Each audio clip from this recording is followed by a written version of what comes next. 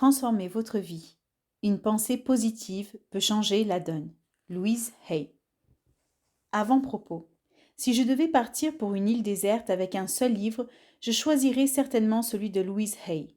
Il contient non seulement le travail d'un grand maître, mais aussi le témoignage puissant et personnel d'une grande dame. Louise partage avec nous son expérience et son évolution. J'éprouve une grande admiration et de la compassion pour l'histoire de sa vie, trop brièvement relatée dans ce livre à mon point de vue. J'espère bien la lire dans une prochaine publication. Ce livre contient tout ce que vous devez savoir sur la vie, ses leçons et sur la manière d'accomplir votre travail personnel.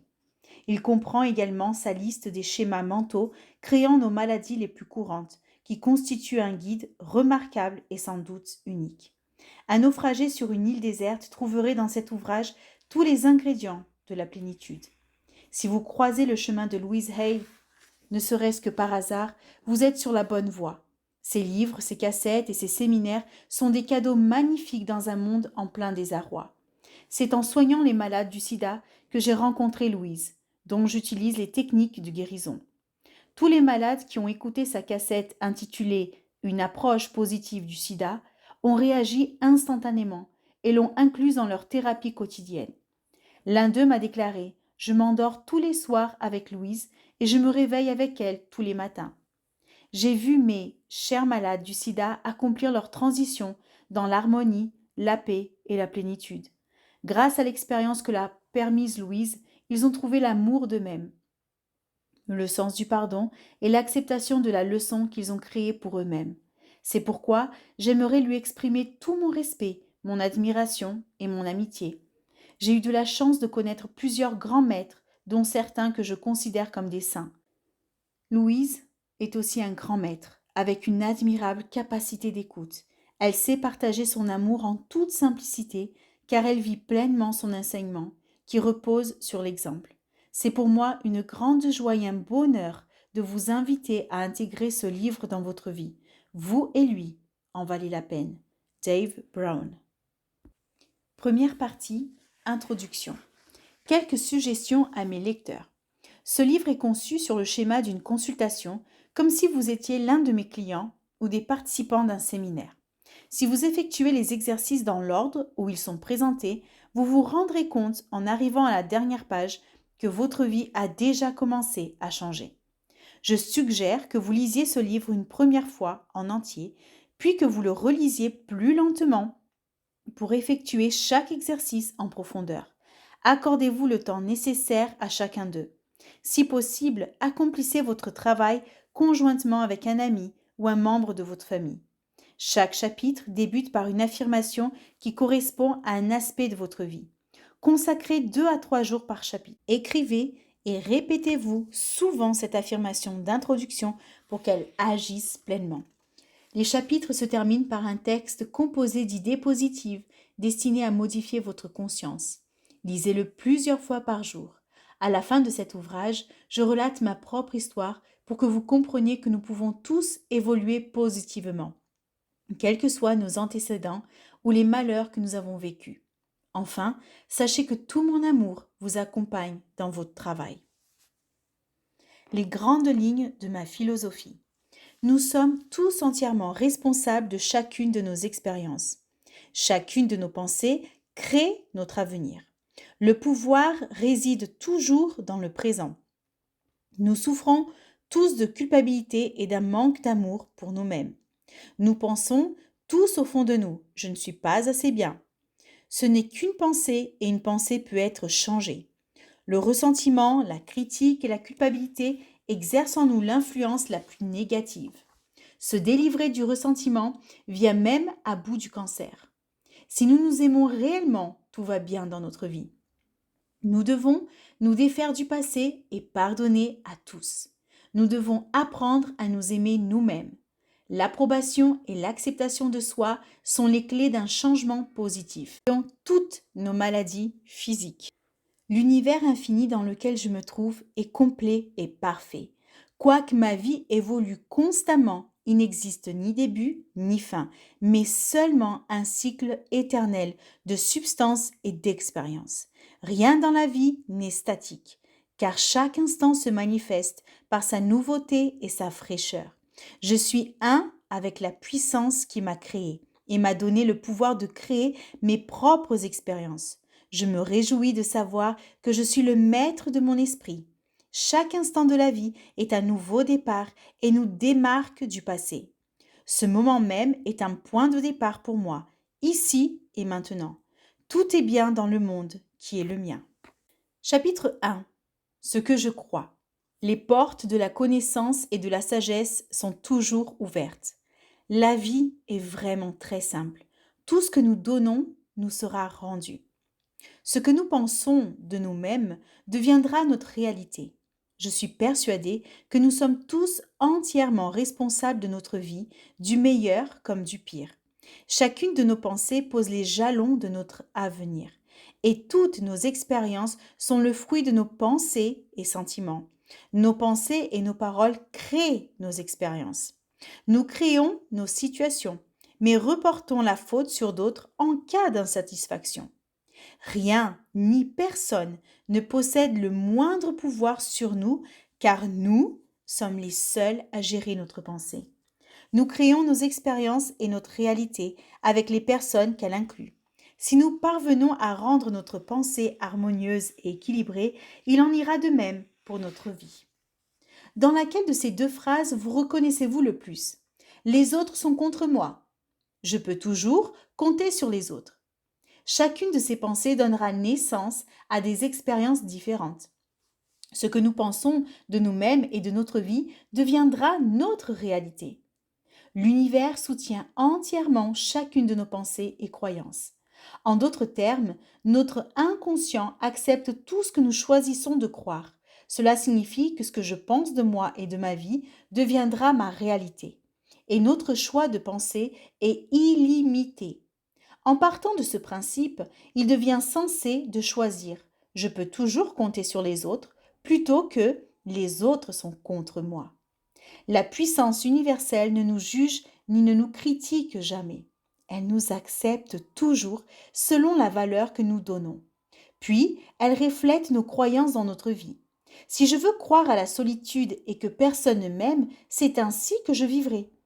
En revanche, si je me débarrasse de cette pensée pour affirmer l'amour est partout, j'aime et je suis digne d'être aimé. Et si je me répète souvent cette affirmation, en y croyant sincèrement, elle se vérifiera pour moi.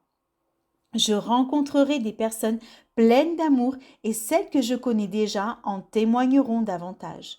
Je serai aussi à même d'exprimer plus facilement mon amour. Nous avons presque tous de fausses images de nous-mêmes, ainsi que de très nombreuses conceptions rigides sur la vie. Je n'accuse personne, car nous faisons tous de notre mieux à chaque instant. Si notre connaissance, notre compréhension et notre conscience étaient plus développées, nous agirions différemment. Ne vous en voulez pas d'être comme vous êtes. Le simple fait que vous teniez ce livre entre vos mains signifie que vous êtes prêt à améliorer votre vie.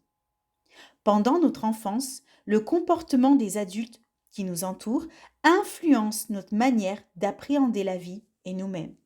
C'est ainsi que nous construisons notre image de nous-mêmes et de ce monde. Si vous avez vécu parmi des personnes malheureuses, anxieuses, pleines de culpabilité ou aigries, vous avez acquis beaucoup de négativité à propos de vous-même et de votre monde.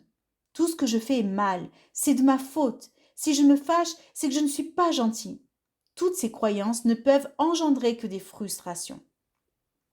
Devenus adultes, nous avons tendance à reproduire le monde émotionnel de notre enfance. Ce n'est ni bon ni mauvais, ni juste ni faux. C'est seulement ce que nous connaissons le plus intimement. Nous avons aussi tendance à modeler nos relations selon celles que nous avions avec nos parents ou celles qu'ils avaient entre eux. Vous n'avez qu'à songer au nombre de fois où vous avez eu un partenaire ou un patron exactement comme votre père ou votre mère. De même, nous nous traitons comme nos parents nous traitent. Nous nous grondons, punissons ou aimons de manière identique. On croirait parfois les entendre. Tu ne fais jamais rien correctement. C'est entièrement ta faute. Combien de fois vous êtes-vous accusé ainsi? Tu es merveilleux. Je t'aime. Combien de fois vous l'êtes-vous dit? Toutefois, je ne mettrai pas la faute sur nos parents.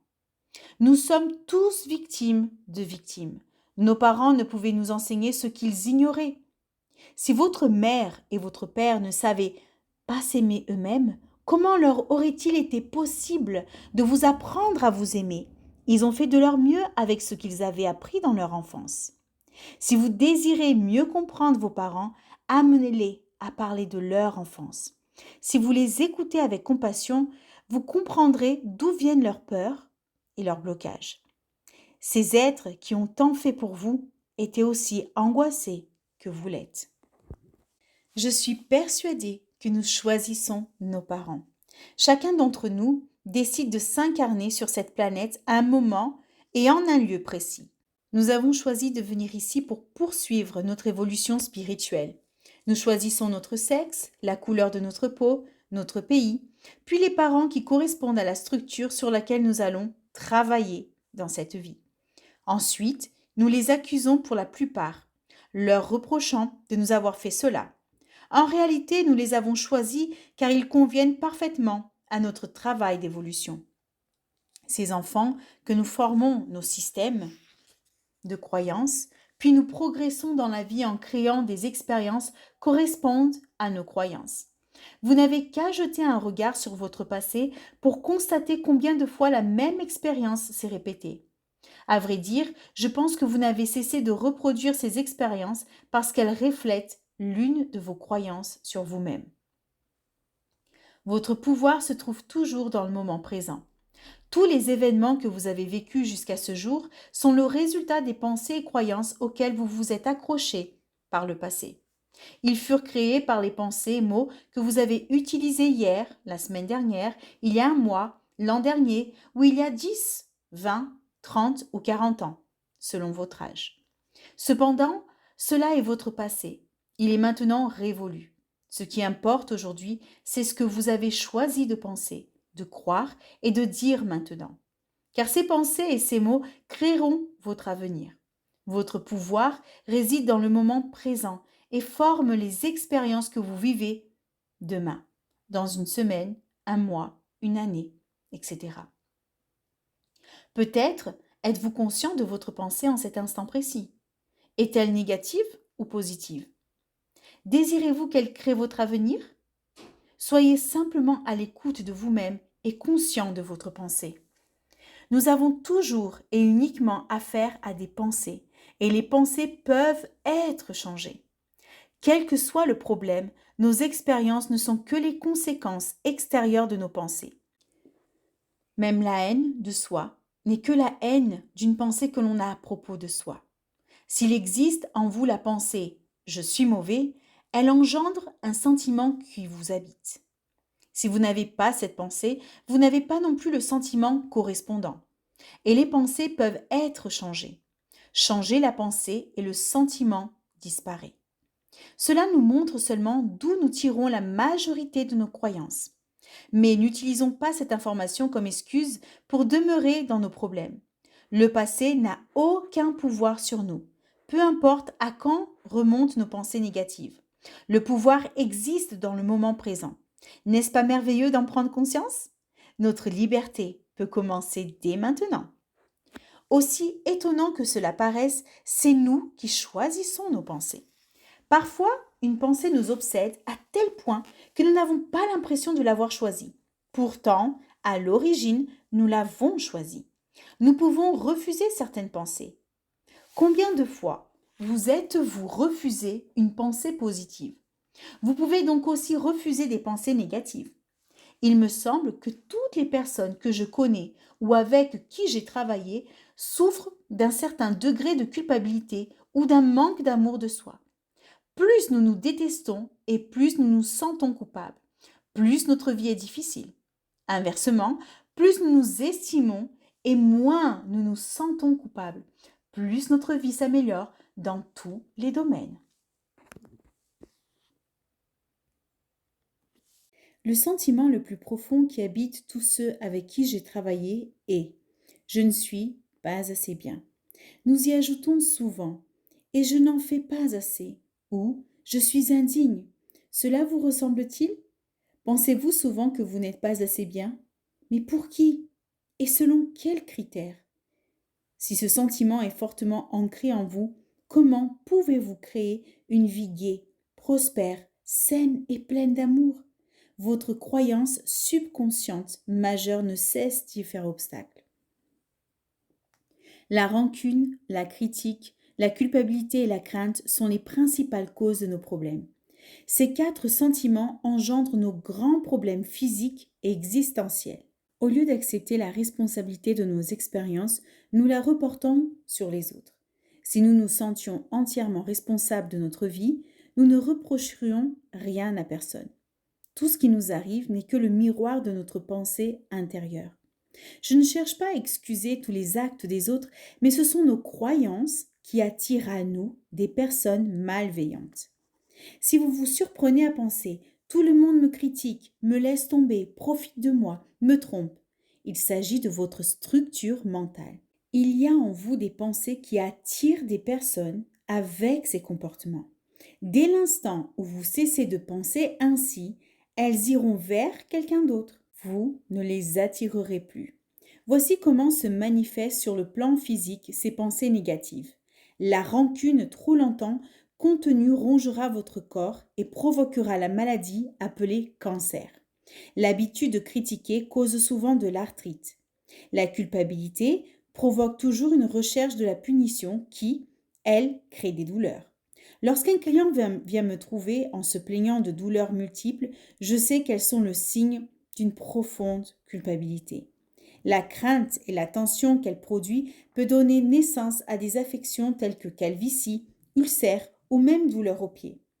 J'ai remarqué que le fait de pardonner et de se libérer de sa rancune peut même arrêter un cancer. Cela peut sembler simpliste, mais je l'ai constaté. Nous pouvons changer notre attitude envers le passé. Le passé est terminé. Nous ne pouvons plus le changer. Cependant, nous pouvons changer nos pensées à son égard. N'est-il pas ridicule de nous punir aujourd'hui parce qu'autrefois, quelqu'un nous a blessés? Je dis souvent à ceux qui gardent une profonde rancœur, débarrassez-vous immédiatement de votre rancœur. C'est encore relativement facile. N'attendez pas d'être sous la menace du bistouri du chirurgien ou sur votre lit de mort, car là, vous serez peut-être aussi aux prises avec la panique. Si nous choisissons d'être des victimes impuissantes dans un monde sans espoir, l'univers nous confirmera dans cette croyance, ce qui entraînera notre perte. Il est vital que nous nous débarrassions de ces pensées stupides, démodées et négatives, car elles nous détruisent. Même notre conception de Dieu doit être celle d'un Dieu qui est pour nous et non contre nous. Pour nous défaire du passé, nous devons avoir le désir de pardonner. Nous devons choisir d'oublier le passé et de pardonner à chacun, y compris nous-mêmes. Il est possible que nous ne désirions ou ne sachions pas pardonner, mais le simple fait de dire que nous y sommes disposés déclenche le processus de guérison. Il est impératif que pour notre propre guérison, nous débarrassions du passé et pardonnions à tous ceux qui nous ont fait du mal. Je te pardonne de ne pas avoir été comme je le voulais. Je te pardonne et je te rends ta liberté. Cette affirmation nous libère. Toutes les maladies ont pour cause le refus de pardonner. Chaque fois que nous sommes malades, nous devons sonder notre cœur pour voir à qui nous devons accorder notre pardon. Il est dit dans le cours sur les miracles que toutes les maladies proviennent du refus de pardonner et que chaque fois que nous tombons malades, nous devons chercher autour de nous la personne que nous devons pardonner. J'ajouterai encore que la personne à laquelle il vous est le plus difficile de pardonner est celle à qui vous devez le plus rendre sa liberté. Le pardon signifie laisser aller autrui, lâcher la prise que l'on a sur lui. Cela n'a rien à voir avec un comportement laxiste, c'est simplement laisser les choses suivre leur cours. Il n'est pas nécessaire de savoir comment pardonner, il suffit de le désirer. L'univers se chargera du reste. Nous comprenons si bien notre propre douleur. En revanche, il nous est beaucoup plus difficile de comprendre que les autres, à qui nous devons accorder notre pardon, souffrent aussi. Nous devons nous rendre compte qu'ils ont fait de leur mieux avec le niveau de conscience qui était le leur. Quand quelqu'un vient me voir pour un problème, je n'attache pas d'importance à sa nature. Mauvaise santé, manque d'argent, relations frustrantes ou créativité bloquée. Je ne travaille que sur une chose, l'amour de soi. J'ai constaté que si nous nous aimions et si nous acceptons tels que nous sommes, les problèmes disparaissent. Un peu comme si de petits miracles se réalisaient partout. Notre santé s'améliore, nos problèmes d'argent s'arrangent, nos relations s'enrichissent et notre créativité parvient à mieux s'exprimer. Tous ces phénomènes se déclenchent sans le moindre effort apparent. L'amour et l'acceptation de votre personnalité vous donneront un sentiment de sécurité et de confiance qui apaisera votre mental. Il vous sera ainsi plus facile de trouver un travail à votre goût, vos relations s'amélioreront et vos problèmes de poids, si vous en avez, disparaîtront. Les gens qui aiment leur corps et leur esprit ne nuisent jamais aux autres ni à eux-mêmes. L'acceptation de soi est la clé principale de tous les changements positifs. Je pense que l'amour de soi commence lorsqu'on cesse de se critiquer. La critique nous enferme précisément dans la structure mentale que nous essayons de changer. La tolérance et la gentillesse envers nous-mêmes nous aident à en sortir. Souvenez-vous, vous critiquez depuis des années et il n'en est rien sorti. Essayez donc de vous approuver et voyez ce qu'il se passe. L'univers infini dans lequel je me trouve est complet et parfait. Je crois en une puissance qui m'est infiniment supérieure, qui m'habite à chaque instant du jour. Je m'ouvre à la sagesse intérieure, sachant qu'il n'existe qu'une intelligence dans cet univers. De cette intelligence émanent toutes les réponses, toutes les solutions, toutes les guérisons et toutes les nouvelles créations. J'ai confiance en cette puissance et intelligence, car je sais que tout ce que je dois connaître me sera révélé et que tout ce dont j'aurai besoin me sera donné en temps et lieu voulu. Tout est bien dans le monde qui est le mien.